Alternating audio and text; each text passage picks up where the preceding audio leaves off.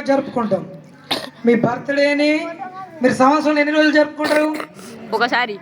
మరి సంవత్సరంలో జెండాని ఎందుకు 2 సార్లు ఎగరవేస్తున్నారు? ఆలోచించిందా? అవునా కాదా? మనం జయంతిని కానీ వర్ధంతిని కానీ సంవత్సరంలో ఏదో ఒక రోజు జరుపుకుంటాం, కానీ జెండాని మాత్రం 2 సార్లు ఎందుకు ఎగరేస్తున్నారు? ఆగస్టు 15న ఎగరవేసే జెండా స్వాతంత్ర దినోత్సవం, జనవరి 26న ఎగరవేసే జెండా గణతంత్ర దినోత్సవం. ఎందరో స్వాతంత్ర సమర యోధుల పుణ్యఫలంగా దాదాపుగా 200 సంవత్సరాలు తన ధన మన ప్రాణాలను లెక్క చేయకుండా అలుపెరగని పోరాటం చేస్తే 1947 ఆగస్టు 14 అర్ధరాత్రిన స్వాతంత్రం లభించింది. దాని కారణంగా ఆగస్టు 15న మనం మువ్వనెల జెండాని అంబరానికి ఎగరేస్తాం. ఓకే, మరి ఈరోజు ఎందుకు ఎగరేస్తాం?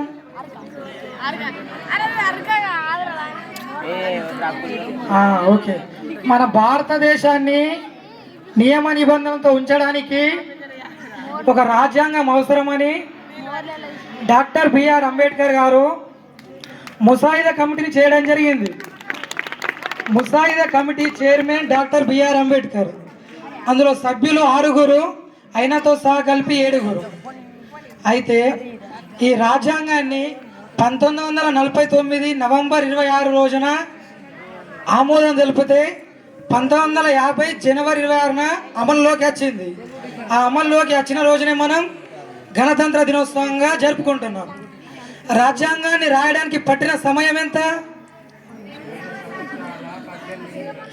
మరి రాయడానికి 2 సంవత్సరాల 11 నెలల 18 రోజులు పడితే చదవడానికి ఎన్ని రోజులు పడుతుంది? 3 కాబట్టి వారు ఆలోచించి రాజ్యాంగం మొత్తాన్ని ఒకే పేజీలో కుదించి రాయడం జరిగింది. దాన్నే మనం రాజ్యాంగ పీఠిక అంటాం. ఆ పీఠికలో ఏమున్నది?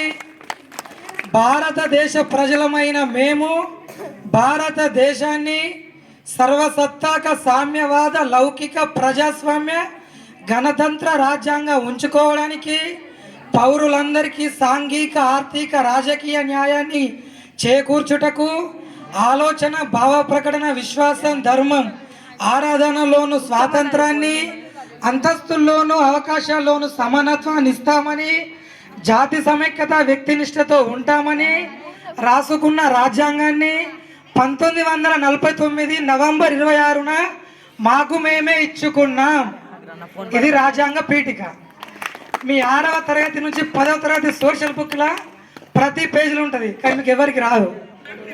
ఓకేనా? అయితే ఇది రాజ్యాంగ దినోత్సవం.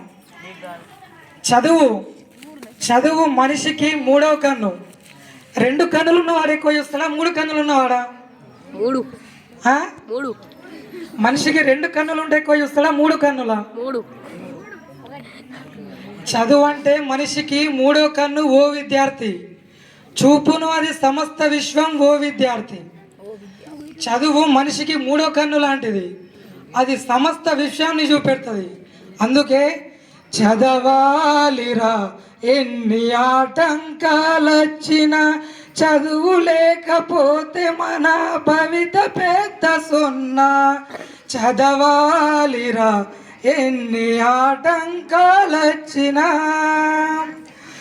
ఆలోచన కలిగేది చదువు వల్లనే, వివేచన కలిగేది చదువు వల్లనే, ఆలోచన కలిగేది చదువు వల్లనే, వివేచన కలిగేది చదువు వల్లనే. అందమైన ప్రకృతిలో ఆనందం చదువురా, అనుభవించు సౌకర్యం చదువు చేతి భిక్షరా. చదవాలిరా ఎన్ని ఆటంకాలొచ్చినా, చదువు లేకపోతే మన భవిత పెద్ద సున్నా.